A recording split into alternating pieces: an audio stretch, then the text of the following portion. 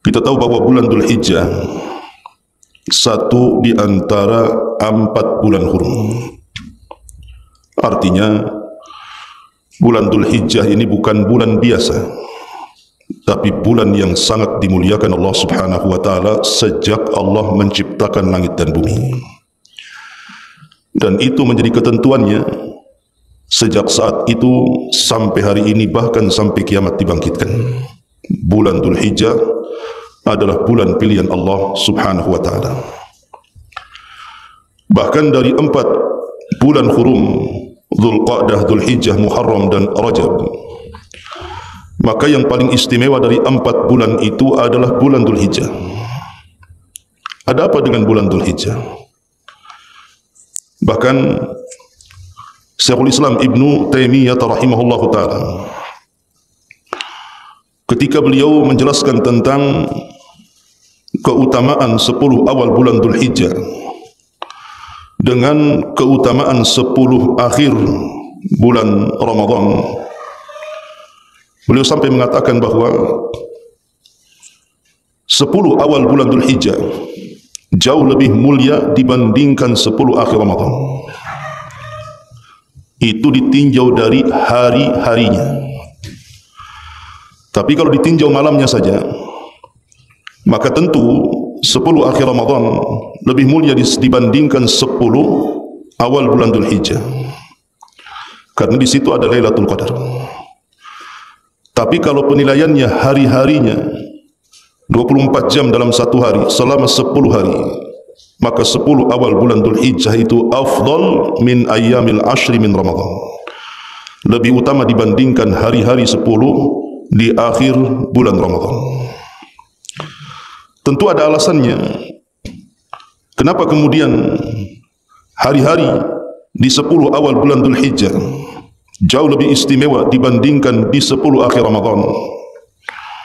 Inilah yang kita akan bahas ke depan tentang keistimewaan bulan Dzulhijjah dan khususnya 10 awal bulan Dzulhijjah dan amalan apa saja yang harus kita lakukan ketika kaki kita menginjak di bulan Dzulhijjah. Ma'asyiral muslimat yang dimuliakan Allah Subhanahu wa taala. Adapun keutamaan bulan Dzulhijjah secara umum sudah jelas. Dia adalah satu di antara 4 bulan hurum, bahkan yang terbaik. Tetapi secara khusus dari bulan Dzulhijjah itu ada 10 awal, mulai tanggal 1 Dzulhijjah sampai tanggal 10. Ini yang Nabi SAW katakan ayyamud dunya, afdalu ayyami ad-dunya, seutama-utama hari di dunia. Seutama-utama hari di dunia itu adalah tanggal 1 sampai tanggal 10 Dzulhijjah. Tidak ada hari-hari terbaik kecuali hari-hari ini. Baik, kita akan berikan alasannya. Pertama, Allah Subhanahu wa taala bersumpah di dalam Al-Qur'an dengan 10 awal bulan Dzulhijjah ini. Allah mengatakan dalam surah Al-Fajr, wal fajri wa layalin ashri, demi waktu fajar dan demi layalin, malam-malam, ashrin yang 10. Jumhurul mufassirin, mayoritas ahli tafsir, baik yang lama ataupun yang baru, artinya baik yang salaf ataupun yang khalaf, mereka mengatakan maksudnya layalin ashar di sini sebagaimana yang dinukilkan oleh Imam Ibnu Katsir rahimahullahu taala, ay al-layalil ashri hiya ashrun atau ashru Dzulhijjah. Maksudnya adalah 10 awal bulan Dzulhijjah. Kaidah Al-Quran sering saya ulang-ulang bahwa kalau kita membaca Quran sering kita dapati di permulaan surat itu Allah memulakan dengan sumpah. Selalu, terutama dalam juz amma, banyak sumpah-sumpah yang Allah bersumpah dengannya. Kenapa kemudian Allah Subhanahu wa taala bersumpah dengan makhluk-makhluknya? Tentu pertanyaan seperti ini tidak perlu dijawab, karena kita tidak boleh bertanya apa yang Allah lakukan. Justru Allah akan bertanya apa yang kita perbuat. Tetapi para ulama mengatakan bahwa jika Allah Subhanahu wa taala sudah bersumpah dengan makhluk tertentu dari makhluk-makhluknya, maka makhluk itu sangat diistimewakan oleh Allah Subhanahu wa taala. Maknanya ketika Allah Subhanahu wa taala bersumpah dengan malam-malam 10, artinya 10 awal bulan Dzulhijjah, berarti 10 awal bulan Dzulhijjah itu memiliki keagungan, kemuliaan dan keistimewaan di sisi Allah Subhanahu wa taala. Ini bukan hari-hari biasa, ini hari-hari yang luar biasa. Karena dijadikan sumpah. Ini yang pertama.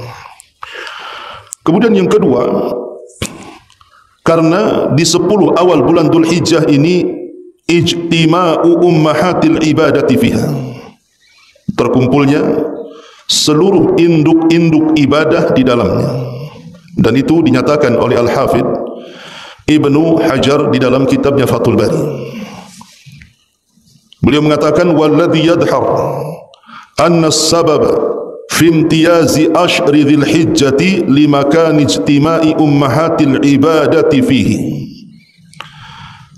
Adapun yang tampak, kata beliau, bahwa di antara sebab terbesar kenapa 10 awal bulan Dzulhijjah ini memiliki keistimewaan dibandingkan hari-hari yang lainnya, karena terkumpulnya induk-induk ibadah. Maksud induk-induk ibadah di sini arkanul Islam, rukun-rukun Islam. Kita tahu bahwa rukun Islam itu ada 5. Sebagaimana Nabi SAW mengatakan bunyal Islamu ala khamsin. Syahadati an la ilaha illallah wa anna Muhammadar Rasulullah wa iqamis salati wa ita'iz zakati wa sawmi Ramadan wa hajjil baiti in istata'ta ilaihi sabila. Islam ini dibangun di atas 5 bangunan. Pertama, persaksian bahwa tidak ada sesembahan yang berhak disembah kecuali Allah dan Muhammad adalah Rasulullah. Kemudian yang kedua, mendirikan salat. Kemudian yang ketiga, melaksanakan puasa. Kemudian menunaikan zakat, dan yang terakhir haji. Itulah 5 perkara yang disebut dengan rukun Islam. Lah, rukun Islam ini tidak mungkin mampu digabungkan di bulan manapun kecuali di bulan Dzulhijjah, tepatnya di 10 awal bulan Dzulhijjah. Sekalipun Ramadan adalah sayyidus syuhur, pemimpinnya bulan-bulan, dan 10 akhir Ramadan juga keistimewaannya luar biasa karena ada Lailatul Qadar. Tetapi di bulan Ramadan seseorang tidak mungkin menggabungkan rukun Islam secara sempurna. Mungkin bersyahadat bisa, salat bisa, puasa bisa, zakat bisa, tapi haji tidak bisa. Karena haji tidak dilaksanakan di bulan Ramadan. Berbeda dengan bulan Dzulhijjah. Terutama di 10 awal bulan Dzulhijjah, semua bisa disempurnakan di situ. Karena di 10 awal bulan Dzulhijjah ini syahadat bisa dilakukan, salat bisa dilakukan, puasa bisa dilakukan, zakat bisa dilakukan, haji pun bisa dilakukan. Sehingga menyempurnakan induk-induk ibadah. Inilah kenapa kemudian 10 awal bulan Dzulhijjah ini sangat istimewa, karena terkumpul padanya induk-induk ibadah. Belum lagi ibadah-ibadah yang lainnya. Ini yang kedua. Kemudian yang ketiga, karena di 10 awal bulan Dzulhijjah ini ada hari yang Allah Subhanahu wa taala banyak memerdekakan hamba-hambanya dari api neraka. Di bulan Dzulhijjah ini atau di 10 awal bulan Dzulhijjah ini ada hari-hari yang Allah sangat banyak memerdekakan hamba-hambanya dari api neraka, dan Allah berbangga di hadapan para malaikatnya. Hari apa itu? Hari Arafah. Hari Arafah tanggal berapa? Tanggal 9 bulan Dzulhijjah, itu disebut hari Arafah. Hari Arafah inilah puncak dari momentum jemaah haji melaksanakan rukun yang menentukan sah dan tidaknya haji. Kata Nabi SAW, Al-Hajju Arafah. Haji itu ditentukan dengan Arafah. Kalau orang haji, semua manasik dilakukan, tapi dia tidak wukuf di Arafah, maka tidak sah hajinya, karena dia meninggalkan satu di antara 4 rukun haji. Lah, saat hari Arafah itulah jamaah haji berkumpul di Arafah. Kemudian mereka wukuf di situ. Saat mereka wukuf itulah Allah Subhanahu wa taala banyak memerdekakan hamba-hambanya yang sedang wukuf di Arafah dan berbangga di hadapan para malaikatnya. Lihat bagaimana hamba-hambaku, mereka berdebu compang-camping, tapi mereka tidak datang kecuali karenaku. Allah banyak ampuni hamba-hambanya di situ. Bagaimana dengan orang-orang yang tidak melaksanakan haji seperti kita? Bukankah kita tidak mungkin mampu wukuf di Arafah dan tidak ada tempat yang bisa menggantikan Arafah? Maka ada syariat lain yang juga bisa menghapuskan dosa-dosa kita. Dengan cara apa? Puasa tanggal 9. Saat jemaah haji sedang wukuf, kita berpuasa di sini, yang disebut dengan saumu yaumi Arafah, puasa hari Arafah. Pahalanya yukaffirus sanatal madiyatal baqiyah. Dia bisa menggugurkan setahun ke belakang, dia bisa menggugurkan dosa setahun ke belakang dan menggugurkan dosa setahun yang akan datang. Inilah kenapa 10 awal bulan Dzulhijjah itu istimewa, karena di situ ada hari Arafah. Yang keempat, kenapa kemudian juga 10 awal bulan Dzulhijjah ini sangat istimewa? Bahkan dikatakan khairu ayyamid dunya, sebaik-baik hari dalam dunia, karena di dalamnya ada yaumun nahri, hari di mana kita melakukan persembahan kepada Allah Subhanahu wa taala dengan menyembelih hewan-hewan untuk dihadiahkan kepada Sang Pencipta kita Allah Tabaraka wa taala, atau disebut dengan Idul Adha, menyembelih kurban di waktu duha. Nabi SAW mengatakan, a'zamul ayyami indallahi yawman nahr thumma al-qar. Hari-hari yang paling agung di sisi Allah Subhanahu wa taala adalah hari ketika manusia melakukan penyembelihan kurban. Tanggal berapa? Tanggal 10. Kemudian setelah hari korban disebut dengan qar. Qar itu menetap, karena jemaah haji pada tanggal 11 itu sudah mulai menetap di Mina. Ada yang sampai tanggal 12 pulang, ada yang menyempurnakan sampai tanggal 13 baru pulang. Inilah yang kemudian menjadikan keistimewaannya, di mana di 10 awal bulan Dzulhijjah itu ada hari persembahan, persembahan kurban-kurban kita kepada Allah Subhanahu wa taala. Dan itulah hari di mana kita sedang mengagungkan syiar-syiar Allah Subhanahu wa taala. Dzalika wa man yu'azzim sya'airallah fa innaha min taqwal qulub. Yang demikian itulah, barang siapa yang mengagungkan syiar-syiar Allah, maka itu menunjukkan ketakwaan dalam hatinya.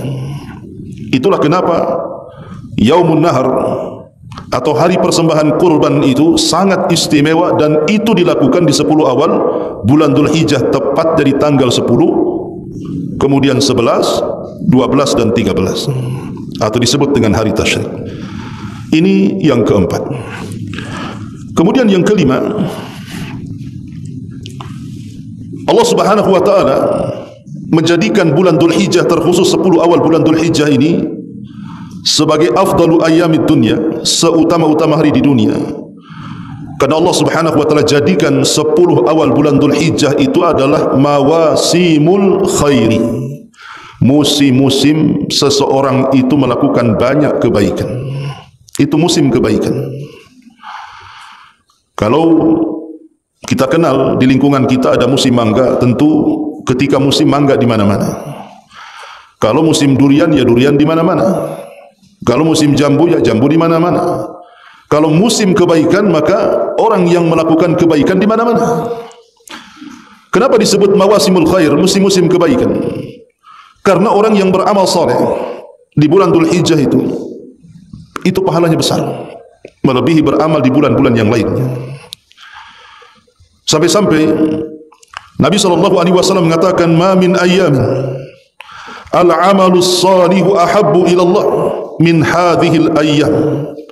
Tidak ada hari-hari yang amal soleh itu lebih dicintai oleh Allah Subhanahu wa taala dibandingkan orang yang beramal soleh di hari-hari ini. Maksudnya 10 awal bulan Dzulhijjah. Lihat perkataan Nabi SAW di sini. Tidak ada hari-hari yang kalau ibu-ibu melakukan amal soleh apapun, kebaikan dan kebajikan apapun, kalau dilakukan di 10 awal bulan Dhul Hijjah itu jauh lebih dicintai Allah dibandingkan di hari-hari di bulan-bulan yang lainnya. Menariknya adalah ketika sahabat Nabi SAW tercengang dengan pahala yang akan didapat bagi orang-orang yang beramal saleh di 10 awal bulan Dhul Hijjah ini, mereka sampai membandingkan dengan perkara yang menurut mereka tidak ada amalan yang lebih tinggi daripada itu. Apa itu? Jihad.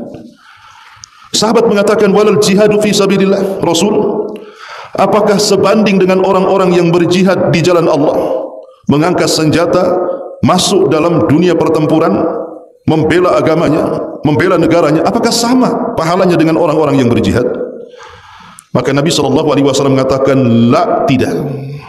Orang yang beramal soleh di 10 awal bulan Dhul Hijjah jauh lebih istimewa dibandingkan jihad. Subhanallah. Padahal kita tahu bahwa jihad itu sanamul Islam, puncak daripada Islam. Sebagaimana Nabi mengatakan, ra'sul amri al-Islam wa amuduhus salah wa dhirwatus sanami al-jihadu fi sabilillah. Pokok urusan hidup manusia adalah Islam, tiang Islam adalah salat, dan puncaknya adalah jihad. Tetapi Rasul mengatakan orang yang beramal soleh di 10 awal bulan Dhul Hijjah tetap tidak bisa diremehkan, walaupun dibandingkan dengan jihad yang merupakan puncak daripada Islam. Tetapi Nabi SAW memberikan pengecualian. Apa pengecualiannya? Illa rajulun kharaja bimali wa kharaja binafsi wa lam yarji min dhalika bi syai'in. Kecuali kalau orang yang berjihad atau orang yang berperang itu dia membawa seluruh hartanya keluar, bahkan dia menyiapkan jiwanya keluar, kemudian dia masuk dalam pertempuran dan dia tidak pernah kembali ke rumahnya, alias mati syahid, mengorbankan harta dan jiwanya, baru sebanding, kata Rasul. Maka ini adalah musim-musim kebaikan. Siapapun yang beramal soleh di 10 awal bulan Dhul Hijjah itu pahalanya sebanding orang mati syahid. Bukan hanya mati syahid saja, mengorbankan jiwanya, tapi mengorbankan seluruh kekayaannya. Amalan apa ini coba? Makanya saya nasihatkan kalau sudah menginjak 10 awal bulan Dhul Hijjah, hati-hati. Perbanyak kebaikan. Jangan melakukan kemaksiatan.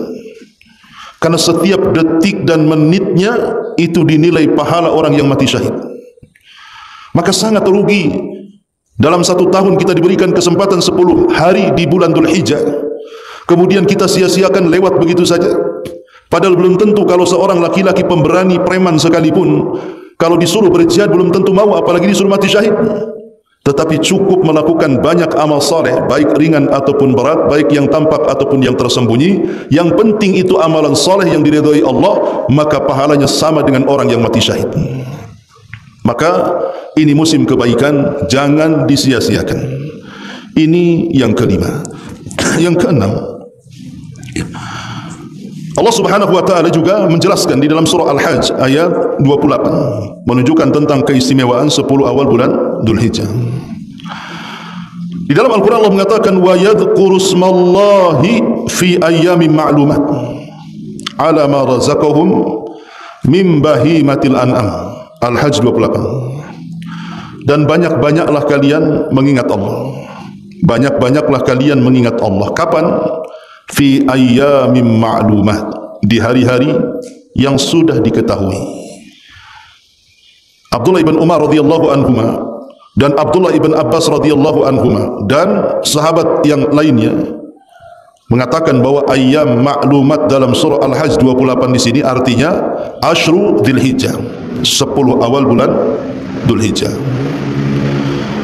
Jadi kalau kita artikan, berzikirlah kalian, banyak-banyak berzikirlah kalian kepada Allah dengan menyebut nama-namanya di 10 awal bulan Dhul Hijjah. Ala ma razaqahum min bahimatil an'am, atas apa yang Allah telah rizkikan kepada mereka dari binatang-binatang ternak.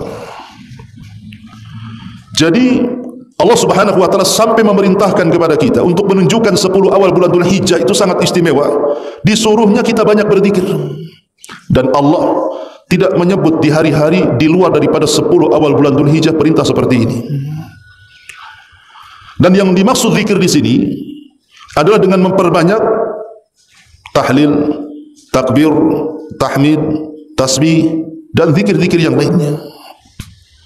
Bahkan para ulama mengatakan takbiran itu yang biasa berkumandang di malam Idul Fitri atau Idul Adha, takbiran istilah kitanya ya, itu sudah disyariatkan sejak tanggal 1.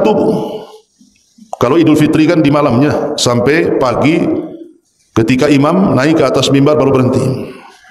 Tapi di Idul Adha berbeda, karena pensyariatan takbiran itu sudah dimulai dari tanggal 1 di bulan Dzulhijjah.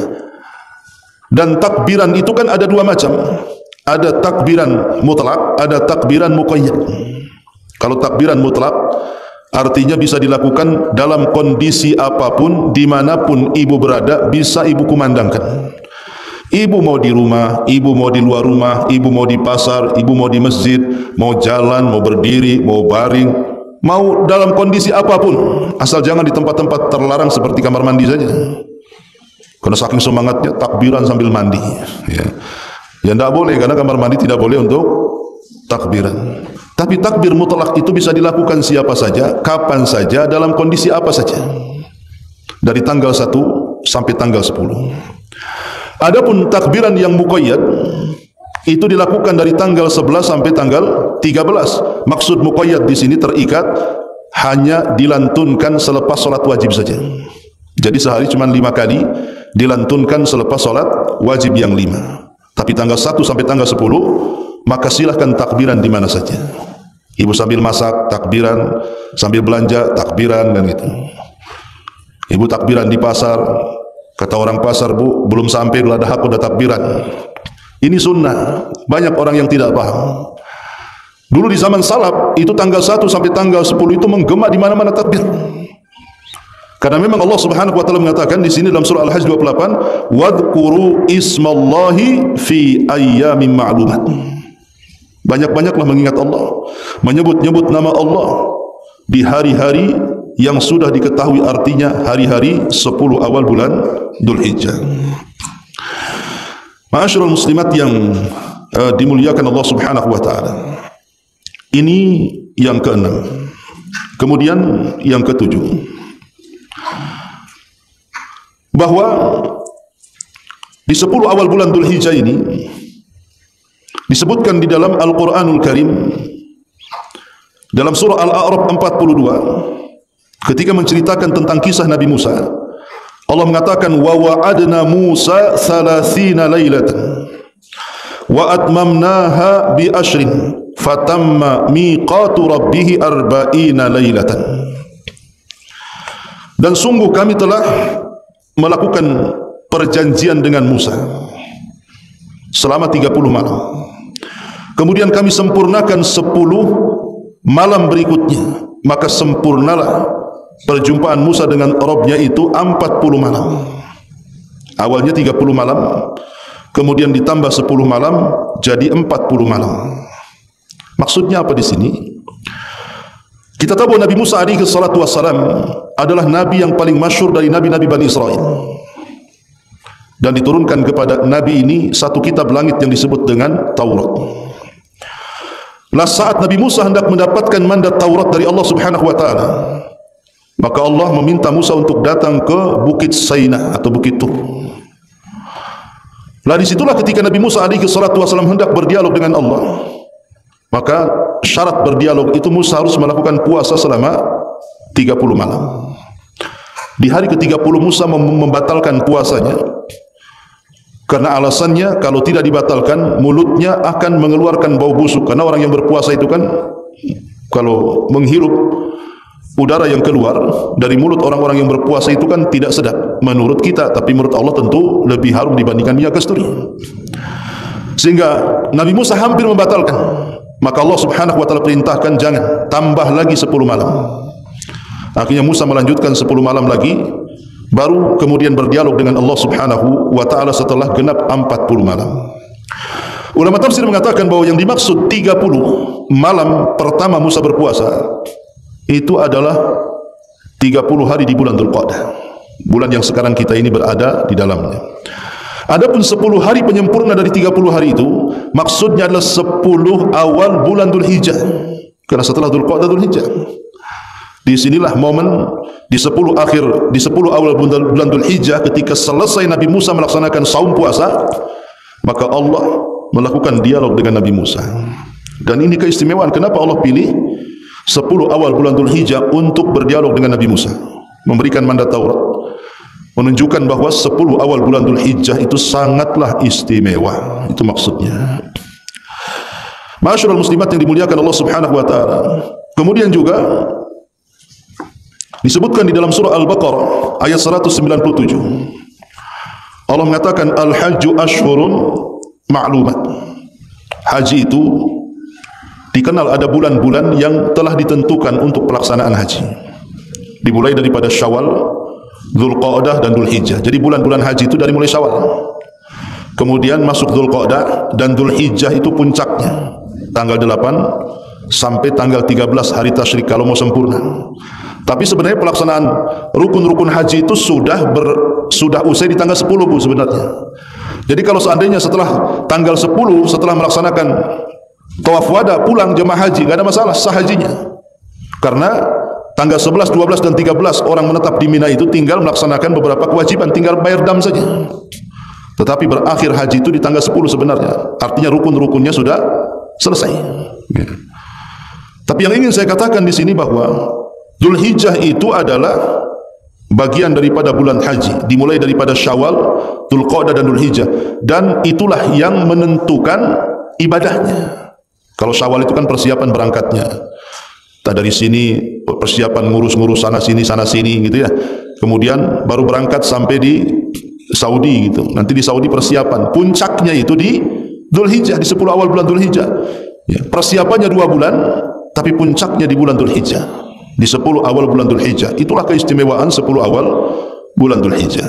Ini 8 perkara. Kenapa Allah Subhanahu wa taala sampai menyematkan kepada 10 awal bulan Dzulhijjah sebagai hari-hari terbaik di dunia ini? Baik, kita akan masuk kepada amalan-amalan. Kira-kira apa yang harus kita lakukan kalau kita sudah masuk dan menginjakkan kaki di 10 awal bulan Dzulhijjah? Apa amalan yang harus kita lakukan? Pertama, tentunya yang paling istimewa adalah melaksanakan haji dan umrah. Karena bulan Dzulhijjah itu identik dengan sebutan bulan haji. Jadi ini ibadah yang paling top di 10 awal bulan Dzulhijjah adalah pelaksanaan haji dan umrah. Karena itu yang menyempurnakan rukun Islam. Dan amalan haji ini Bu adalah amalan yang sangat istimewa, karena selain daripada menyempurnakan rukun Islam, tetapi orang yang melaksanakannya dia pulang tanpa membawa dosa seperti anak yang baru dilahirkan. Cukup sampai di situ? Tidak. Bahkan Allah hadiahi dengan sabda Nabi, al-hajjul mabrur laisa lahul jaza indallahi illal jannah. Haji yang mabrur, haji yang baik, itu tidak ada balasan yang pantas kecuali surga. Lalu definisi haji mabrur itu apa? Kalau ibu pernah haji, orang tua pernah haji, tetangga pernah haji, apakah kita tahu mereka itu hajinya mabrur atau tidak? Maka itu dilihat dari 6 perkara. Pertama, ya, ketika dia hendak berangkat haji tidak ada niat kecuali karena Allah. Bukan dalam rangka pamer-pameran, bukan dalam rangka ria-riaan, bukan dalam rangka sum'ah-sum'ahan, bukan dalam rangka ujub-ujuban, tidak. Memang dia berangkat lillahi ta'ala karena Allah dan ingin menyempurnakan rukun Islam. Ikhlas. Bukan karena ingin disebut Pak Haji Bu Hajah, tidak. Bukan karena ingin pakai songkok putih jubah melembreh, tidak. Saya datang ke sana hanya untuk melaksanakan ibadah haji lillahi rabbil alamin. Ini syarat pertama kalau ingin hajinya mabrur. Yang kedua, syarat yang kedua harus dari harta yang halal. Tidak boleh haji dengan harta yang haram. Harta hasil nipu, harta hasil dusta, harta hasil nyuri, mengambil hak, mengurang-urangi takaran, timbangan, meteran, curang dalam dagang, dan begitu seterusnya. Betul-betul murni harta yang kita gunakan untuk haji itu dari harta terbaik dia, harta yang halal.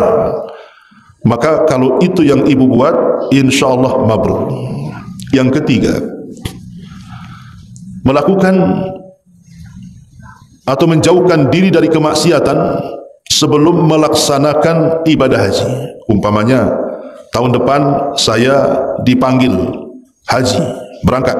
Berarti tahun ini untuk menyongsong tahun depan itu sudah harus memperbaiki diri. Jauhi maksiat. Jauhi maksiat sejauh-jauhnya, supaya ketika betul-betul di waktu hak keberangkatannya, betul-betul dia sudah banyak dosa yang digugurkannya.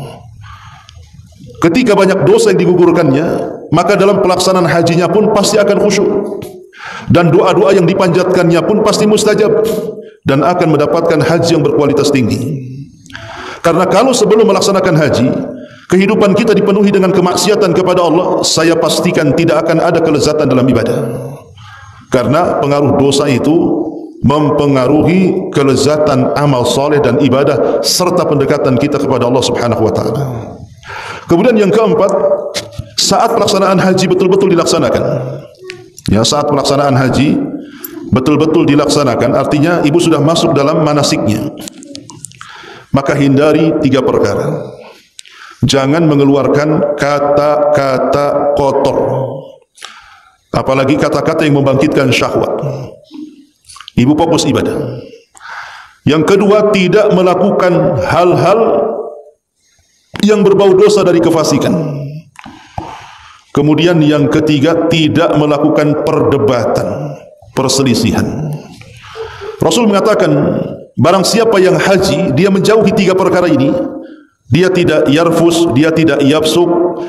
Dalam ayat wala jidala fil hajj, dan tidak melakukan jidal. Inilah orang-orang yang ketika pulang kayaumin waladathu ummuhu, seperti hari di mana dia dilahirkan oleh ibunya tanpa dosa. Ini yang keempat. Kemudian yang kelima, ketika kemudian dia pulang dari haji,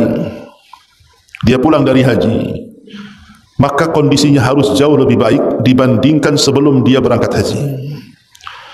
Kalau sebelum haji dia malas-malas ibadah, setelah haji maka dia rajin ibadah. Kalau sebelum haji dia bakhil, medit, kedekut, koret dan begitu seterusnya, selepas haji kok dermawan orangnya. Sebelum haji susah kali senyum, habis haji senyum, ucapannya bagus, santun, pokoknya ada perubahan. Ya, ada perubahan yang betul-betul merubah hidupnya. Ini diantara syarat-syarat kenapa haji itu dikatakan mabrur. Makanya mabrur itu artinya yang memperbaiki, dengan hajinya memperbaiki dirinya. Bukan habis haji kemudian tidak memperbaiki dirinya. Sebelum haji dia rajin sholat, habis haji berarti tak sholat. Itu haji apa itu? Ya. Jadi syarat-syarat haji ini. Kemudian juga yang terakhir tentunya, berdoalah kepada Allah Subhanahu wa taala agar banyak-banyak berdoa dengan cara memperbanyak istighfar setelah melaksanakan ibadah. Memperbanyak istighfar dan tobat. Kalau ibadah hajinya tidak diterima, makanya banyak istighfar setelah melaksanakan ibadah apapun. Bukan hanya haji saja, makanya ibadah solat, selepas solat kan ada wirid, bu. Pertama yang dibaca apa? Istighfar. Maka begitu juga sama. Setelah melaksanakan ibadah haji juga, kita dianjurkan untuk memperbanyak istighfar supaya amalan kita tidak sia-sia. Ini yang pertama. Yang kedua, amalan yang dianjurkan di bulan Dzulhijjah, yang besar-besar ya, ibadah kurban. Ibadah kurban adalah ibadah yang sangat istimewa karena kita sedang melakukan persembahan kepada Allah Subhanahu wa taala, dan ini bukti tauhid.